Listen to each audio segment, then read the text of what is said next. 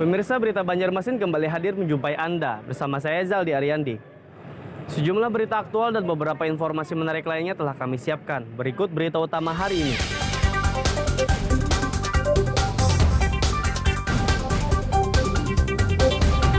Sidang perkara korupsi mantan Bupati Tanah Bumbu.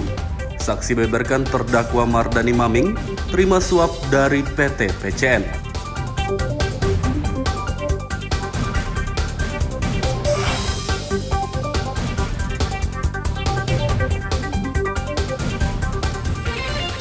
Hektar kebun sayur di Kecamatan Marabahan Batola terendam banjir.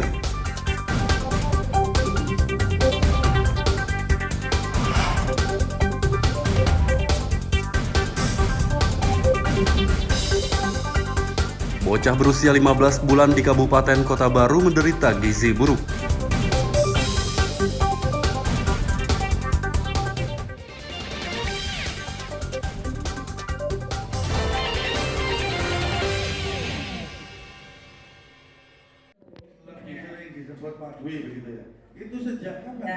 Sidang perkara korupsi mantan Bupati Kabupaten Tanah Bumbu Mardani Maming kembali digelar di Pengadilan Negeri Tipikor Banjarmasin Kamis siang.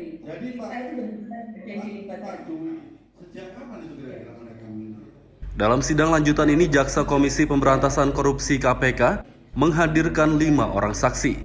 Salah satu saksi, Eka Risnawati dari bagian keuangan PT Batu Licin 69, membeberkan perusahaan ini kerap menerima uang yang ditransfer oleh PT Prolindo Cipta Nusantara (PCN).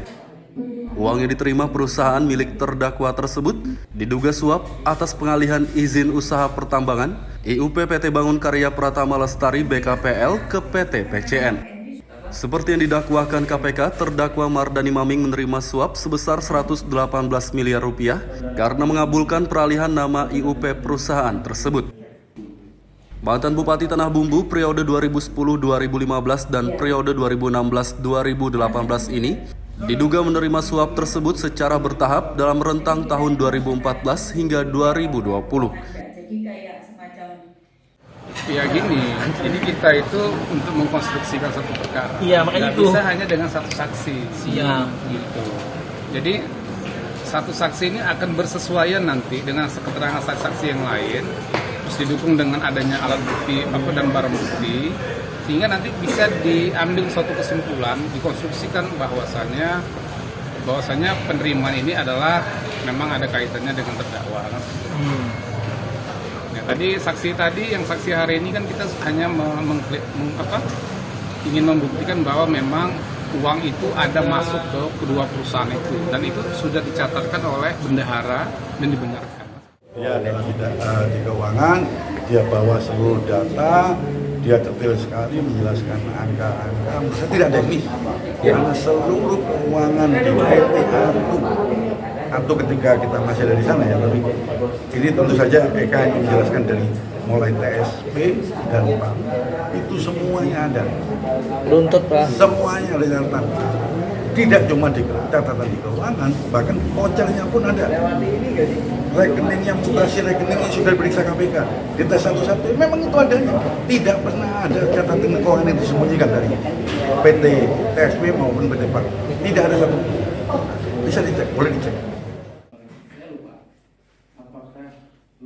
Sidang perkara korupsi mantan Bupati Tanah Bumbu Mardani Maming akan dilanjutkan Kamis pekan depan. Dari Banjarmasin, Lutfi Darlan dan Fahrulani melaporkan.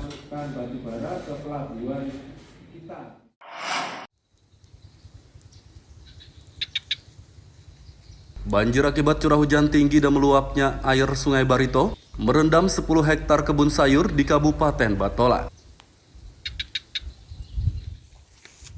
10 hektar kebun sayur yang kebanjiran tersebar di 3 desa Kecamatan Marabahan, yakni Desa Sidomakmur, Karya Maju, dan Antar Baru. Tanaman sayur seperti tomat, sawi, daun bawang, dan jagung tersebut dipastikan tidak bisa dipanen karena banyak yang sudah mati akibat terendam banjir. Ini tanaman sebenarnya kategori sayuran banyak di sini, cuman akses jalannya nih berhubung banjir nggak bisa ditempuh ya. Harus pakai jukung atau potok belakang sana arahnya. Kasihan nanti kalau kejauhan. Dari tomat, cabai besar, terus timun, sama daun-daunan sawi-sawi itu sebenarnya banyak yang tenggelam sudah 1 minggu yang lalu. Ya, ini akses yang paling dekat yang masih bisa ditempuh ini ada taman jagung manis nih. Rencana ini kita mau panen di Januari, akhir bulan ini sampai Januari lah. Buat tahun baruan malah keduluan banjir ini yang nggak di luar dugaan, yang nggak kami rencanakan ini. Petani berharap pemerintah memberikan solusi dan bantuan agar mereka dapat bercocok tanam kembali. Dari Kabupaten Batola, Lutfi Darlan dan Ibrahim melaporkan.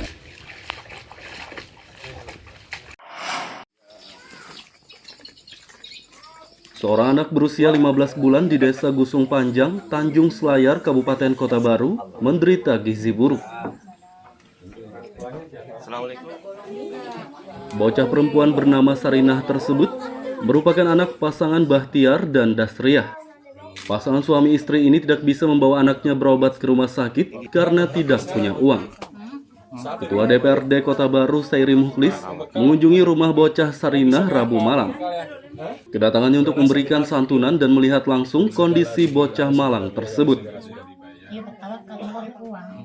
Ada salah satu warga kita yang lagi sakit, anak balita usia 15 bulan, kondisi karena ekonomi tidak bisa melakukan pengobatan ke rumah sakit.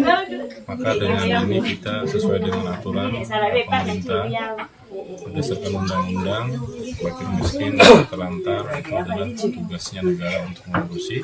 Untuk itu malam ini kita datang dan merujuk sesegeranya ke Kabupaten Kota Baru, tepatnya di Rumah Sakit Umum Daerah, untuk segera mendapatkan pelayanan terkait dengan pelayanan kesehatan yang ada di Kabupaten Kota Baru, layaknya orang-orang yang mampu juga yang harus kita layani. Sairi Mukhlis meminta bocah Sarinah segera dibawa berobat ke Rumah Sakit Umum Daerah RSUD Pangeran Jaya Sumitra, Kota Baru. Dari Kota Baru, Lutfi Darlan dan Fauji Rahman melaporkan. Untuk segala biaya sudah dibayar.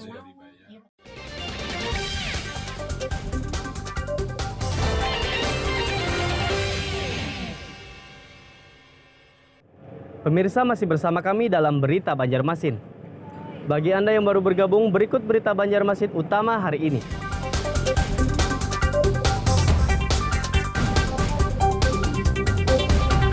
Sidang perkara korupsi mantan Bupati Tanah Bumbu. Saksi beberkan terdakwa Mardani Maming terima suap dari PT PCN.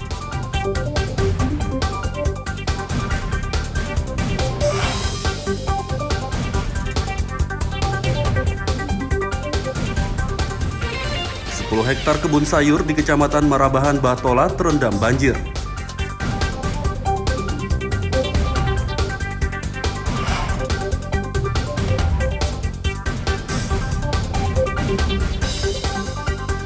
Bocah berusia 15 bulan di Kabupaten Kota Baru menderita gizi buruk.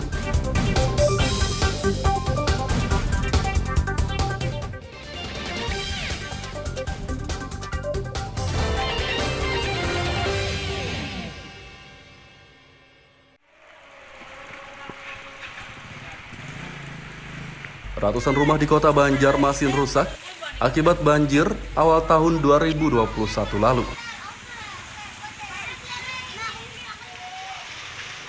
Rumah rusak akibat banjir berjumlah 352 unit tersebar di 4 kecamatan. Kepala Disperkim Chandra mengatakan rumah yang terdampak banjir rata-rata rusak ringan pada bagian lantai. Masih ada tanda-tanda ya. Karena air lah. Jabuk itu kan Pak maksudnya? Berarti lapok lah. Jadi kedepannya ini Pak untuk dijadikan untuk pemetaan bencana atau apa yang hasilnya? Jadi sesuai dengan BKDSIL tentunya datanya kan kita pakai, kita kualifikasikan karena memang nanti kita pakai untuk usulan penanganan akan keterusan penanganannya ke melalui dana kementerian misalnya atau melalui KPD terkait dapat Banjarmasin misalnya hasil. Berarti ada kemungkinan Bu ini dapat bantuan untuk perbaikan rumah Pak dari kementerian atau Pemkot? Usulan kita coba dari kementerian bisa, nanti atau dari Pemkot bisa. Rumah rusak akibat banjir awal tahun 2021 rencananya diperbaiki pada tahun 2023 mendatang. Dari Banjarmasin, Lutfi Darlan dan Fudail melaporkan.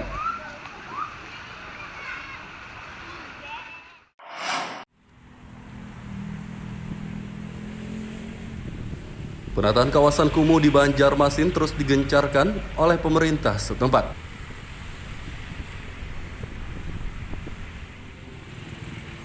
Berdasarkan data Dinas Perumahan Rakyat dan Permukiman, kawasan kumuh di Banjarmasin tahun 2022 seluas 508 hektar.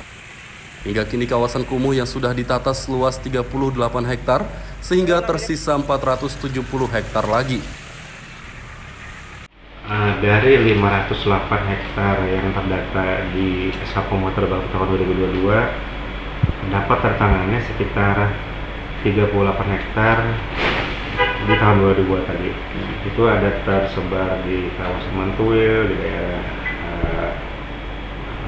di Murung Selong, ada di daerah Alalak.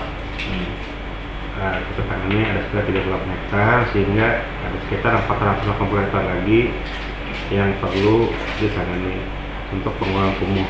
Di tahun 2023 tentunya harapan kita dapat lagi kita tangani 30 sampai 35 hektar, sehingga terjadi pengurangan lagi kumuhan di tahun 2023 nanti, seandainya nanti anggaran sudah di. Tahun 2023 mendatang, penataan kawasan kumuh Banjarmasin akan dilanjutkan. Dari 470 hektar kawasan kumuh yang tersisa, 35 hektar diantaranya akan ditata dengan anggaran 20 miliar rupiah. Dari Banjarmasin, Lutfi Darlan dan Fudail melaporkan.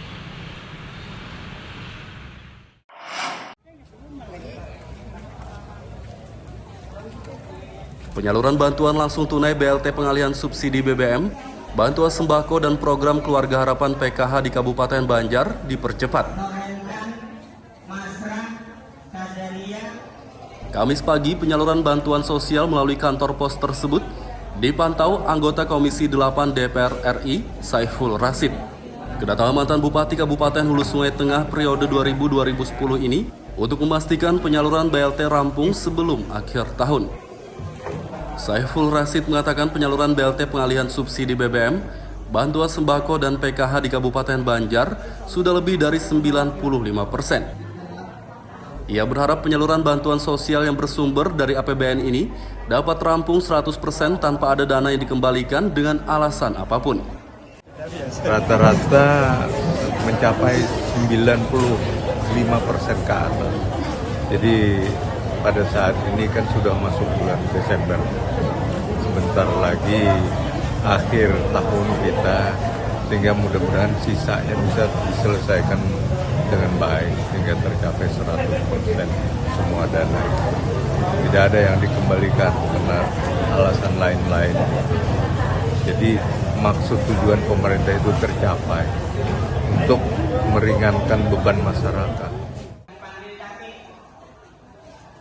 Penyaluran BLT pengalihan subsidi BBM, bantuan sembako dan PKH di Kabupaten Banjar diperkirakan rampung 100% sebelum akhir tahun 2022. Dari Kabupaten Banjar, Lutfi Darlan dan Fahmi melaporkan.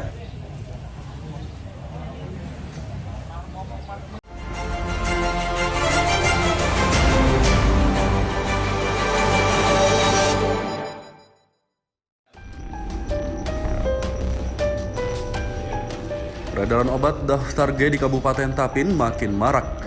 Belum lama ini 2 orang pengedarnya ditangkap polisi setempat.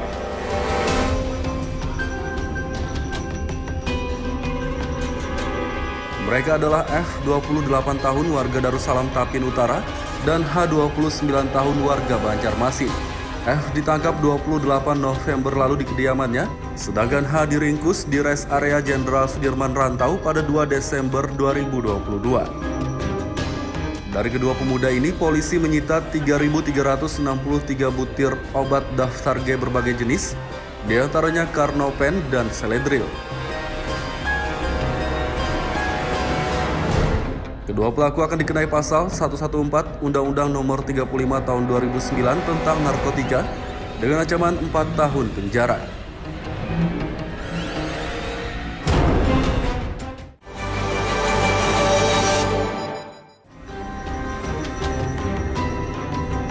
Seorang pemuda berinisial KR di Kabupaten Kota Baru ditangkap polisi karena mengaku perempuan dan dokter hewan untuk menipu. Pemuda berusia 25 tahun ini ditangkap Satreskrim Polres Kota Baru di Desa Jone Grogot, Kalimantan Timur pada 29 November lalu.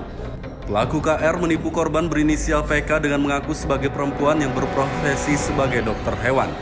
Bermodalkan suara yang mirip perempuan, pelaku meminta korban mentransfer uang Rp361 juta.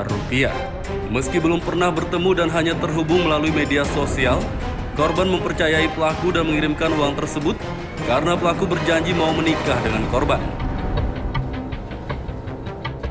Dokter hewan gadungan ini akan dikenai pasal 378 tentang penipuan dengan ancaman 4 tahun penjara.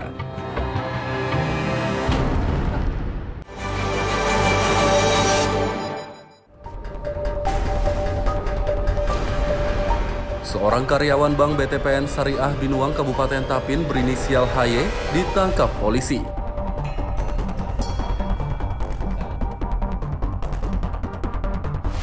HY dilaporkan oleh manajer Bank BTPN Syariah pada 22 Oktober 2022 dan ditangkap 24 November lalu.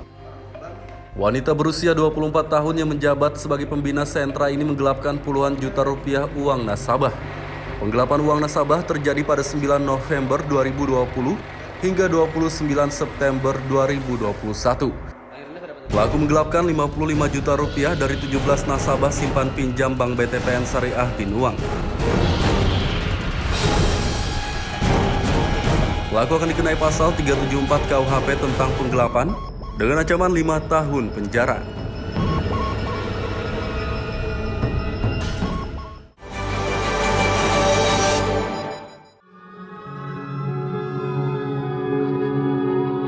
Kobaran api disertai asap pekat membubung tinggi di kawasan Klayan, Banjarmasin Selatan, Senin sore.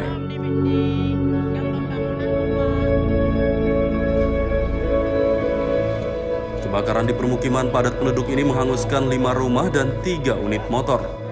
Bangunan yang rata-rata berbahan kayu itu tersisa puing-puing dan telah dipasangi garis polisi. Salah satu warga, Agus Rianto, menjelaskan api muncul dari rumah warga bernama Khairullah. Ia menduga percikan api tersebut akibat hubungan pendek arus listrik.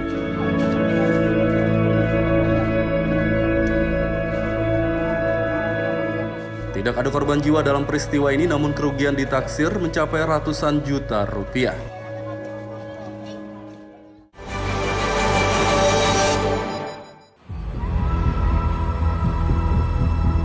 Warga kawasan Trikora RT 12 Banjarbaru Selatan menemukan bayi di depan toko.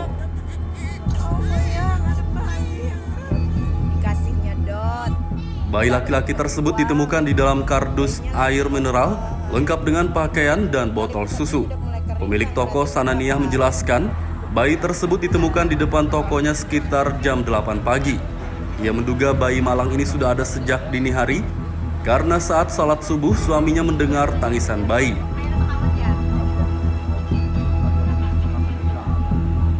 Bayi tersebut selanjutnya dibawa warga ke Rumah Sakit Idaman Banjarbaru untuk pemeriksaan kesehatan.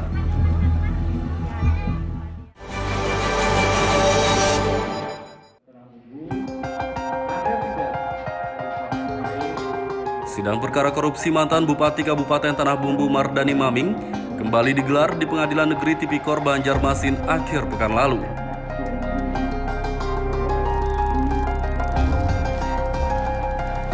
Dalam sidang lanjutan ini, Jaksa KPK menghadirkan 6 orang saksi untuk memberikan keterangan terkait perkara korupsi tersebut.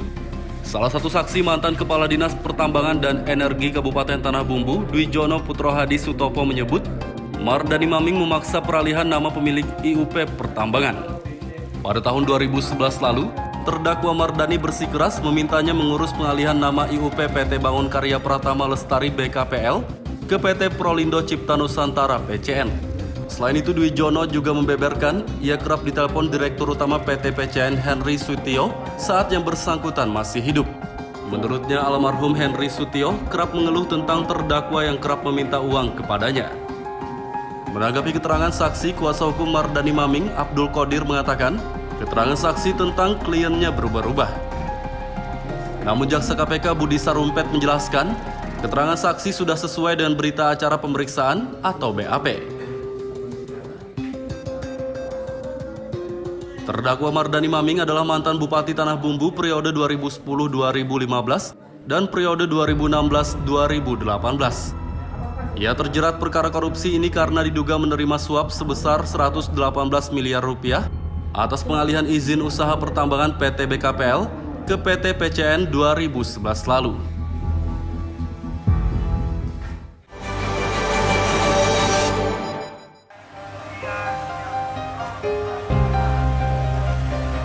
Puluhan mahasiswa berunjuk rasa di depan gedung Dewan Perwakilan Rakyat Daerah DPRD Kalimantan Selatan.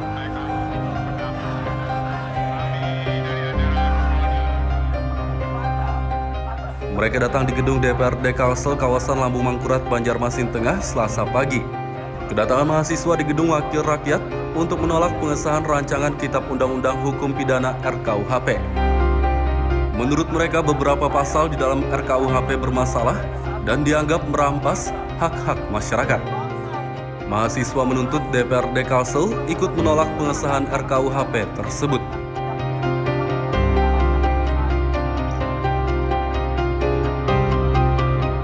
RKUHP telah disahkan menjadi undang-undang oleh DPR RI di Gedung Parlemen Jakarta Selasa pagi. Kini RKUHP resmi menggantikan KUHP sebagai dasar hukum pidana di Indonesia.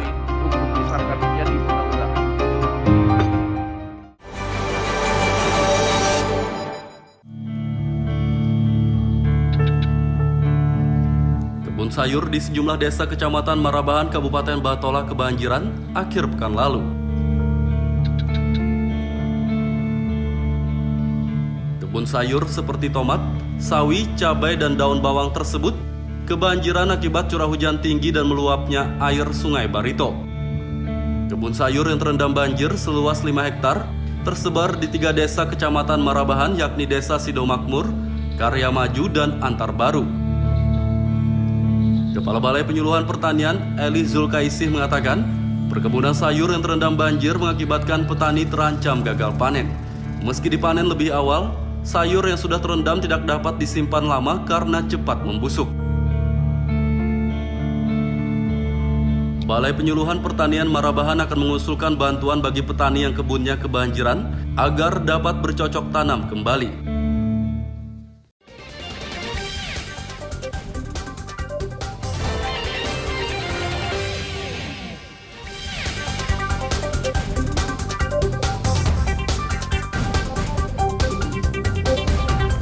Sidang perkara korupsi mantan Bupati Tanah Bumbu. Saksi beberkan terdakwa Mardani Maming terima suap dari PT PCN.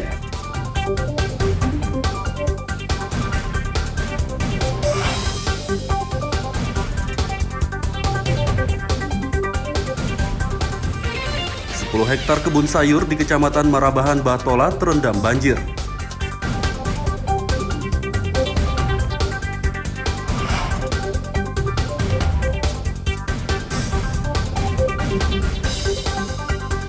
Bocah berusia 15 bulan di Kabupaten Kota Baru menderita gizi buruk.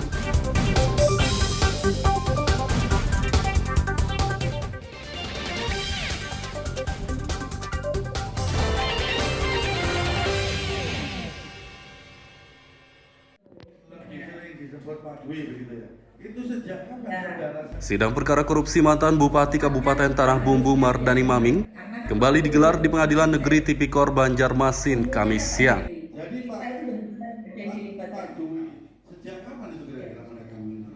Dalam sidang lanjutan ini, Jaksa Komisi Pemberantasan Korupsi KPK menghadirkan 5 orang saksi. Salah satu saksi, Eka Risnawati dari bagian keuangan PT Batu Licin 69, membeberkan perusahaan ini kerap menerima uang yang ditransfer oleh PT Prolindo Cipta Nusantara PCN.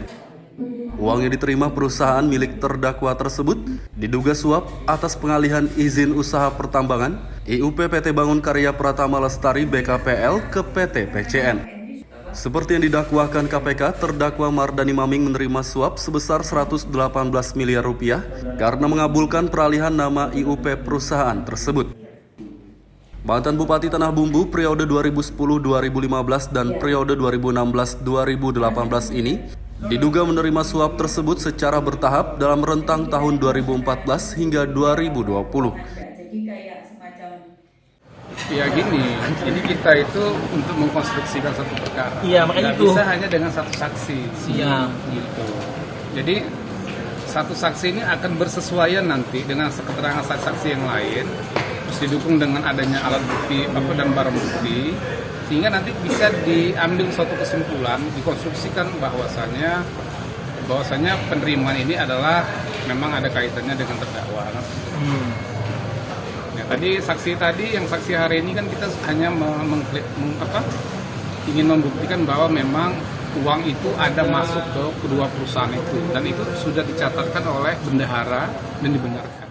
Dia adalah di keuangan, dia bawa seluruh data, dia detail sekali menjelaskan angka-angka. Menurut saya tidak ada yang miss, karena seluruh keuangan di PT atau ketika kita masih dari sana ya, tapi ini tentu saja Eka yang menjelaskan dari mulai TSP dan PAM itu semuanya ada.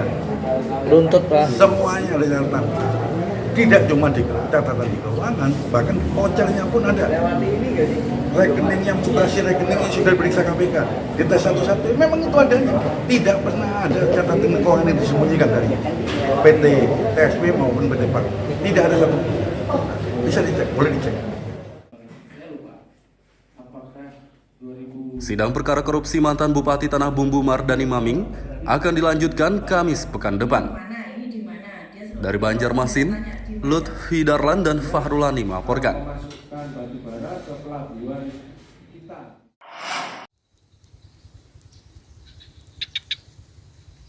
Banjir akibat curah hujan tinggi dan meluapnya air Sungai Barito merendam 10 hektar kebun sayur di Kabupaten Batola. 10 hektar kebun sayur yang kebanjiran tersebar di 3 desa kecamatan Marabahan, yakni Desa Sidomakmur, Karya Maju, dan Antar Baru. Tanaman sayur seperti tomat, sawi, daun bawang, dan jagung tersebut dipastikan tidak bisa dipanen karena banyak yang sudah mati akibat terendam banjir. Ini tanaman sebenarnya kategori sayuran banyak di sini, cuman akses jalannya nih berhubung banjir nggak bisa ditempuh ya. Harus pakai jukung atau potok belakang sana arahnya. Kasihan nanti kalau kejauhan.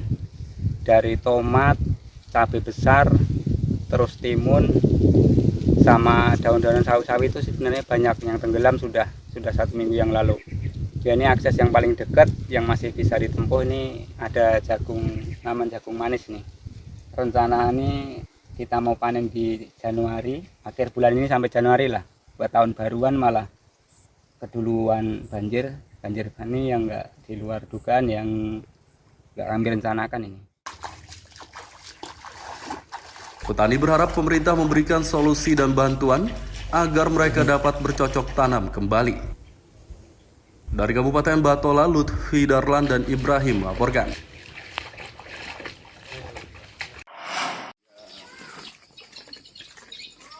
Seorang anak berusia 15 bulan di Desa Gusung Panjang, Tanjung Selayar, Kabupaten Kota Baru, menderita gizi buruk.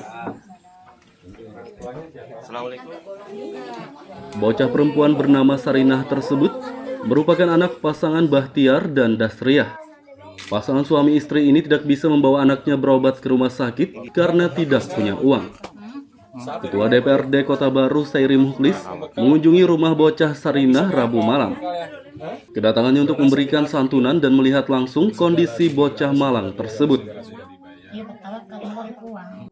Ada salah satu warga kita yang lagi sakit, anak balita usia 15 bulan, kondisi karena ekonomi tidak bisa melakukan pengobatan ke rumah sakit. Maka dengan ini kita sesuai dengan aturan pemerintah berdasarkan undang-undang, fakir miskin dan terlantar itu adalah tugasnya negara untuk mengurusi.